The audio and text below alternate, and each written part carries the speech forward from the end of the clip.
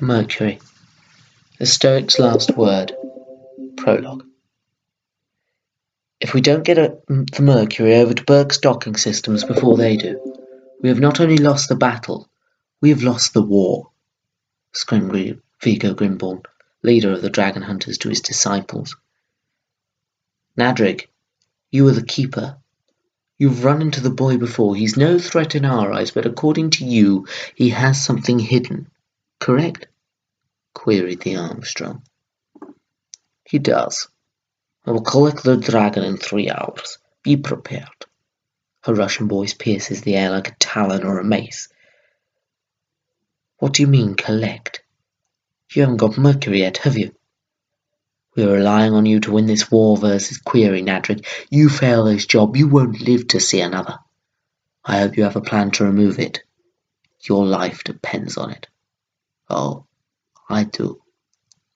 As Estowick wanders the corridors of the ship, peering behind every door for his opponents, he thinks back to Nadrig. How she died in the eyes of Hiccup Horrendous Haddock III, then once again for real on Credit's Island, or the Isle of Gilly, in his own eyes. He felt so guilty for months after.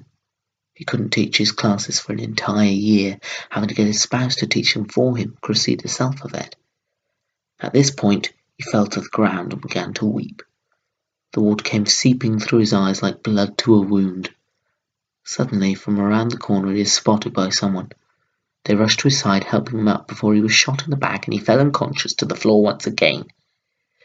Now, we're getting ahead of ourselves. This happened 3 hours after the meeting of the disciples of the dragon hunters, each supporting their own firm, battling in the marketplace to be the best dragon hunters in the archipelago. Nadrig stormed out of the meeting, preparing the longboats to set the sails in the opposite direction of Afar, or Ice Storm Island. Change of plan. We leave now. Her voice so subtle yet harsh, controlling her minions to do whatever she see fit. To the home of Estowick, she yells. Again. Morning, class. Morning, mister. The class pause as they realise that they are still obnoxious to his surname. Yep, that's it. Just Mister'll do for me. Now today we're going off, subject to a dragon lesson. Should have brought fish legs. The class attempted to smirk and chuckle at his joke, but failed. Sir, what dragon are we going to see? Mumbled the voice of Patrick the Profound, as he now likes to be called. We're going to see the Leviathan of Afar, the BOE, the Beast of Afar, the Holy Grail, the Controller, or as I've heard some of our enemies call it, Mercury. Nadrig stands on the bow of her ship, staring into the waters of Odin's footpath, thinking of the first time she ever met Estowick, just when he was a boy, and he doesn't even remember it. It was the day of the attack. Nadrig was 20 years of age, 16 years before these current events took place, on the mighty day we now call Pancake Day. No, it wasn't named after these things, silly. Nadrig was just another dragon hunter being paid for a job. He knew that this was the day she would earn the promotion she would one day betray.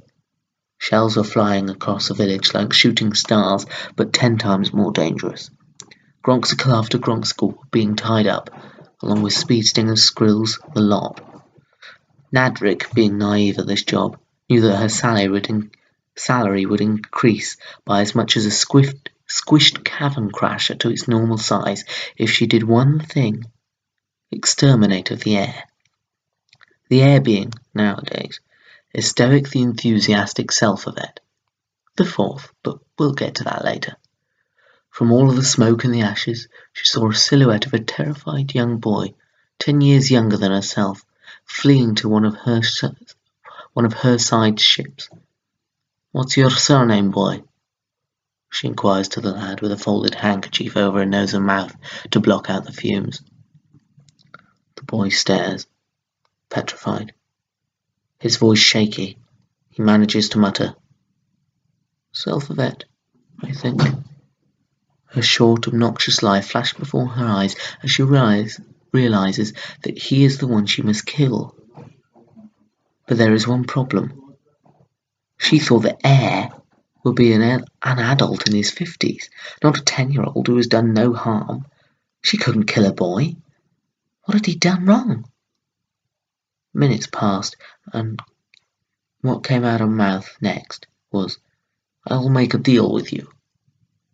What's your first name?" "Peter," he mumbled after a long silence. "I'm going to make a deal with you, Peter. Our lives depend on it." Her train of thought wandered off topic as the wooden boards of the vessel crashed upon the shores of an island with a sign pointing east stating, "Afar, this way. We are here."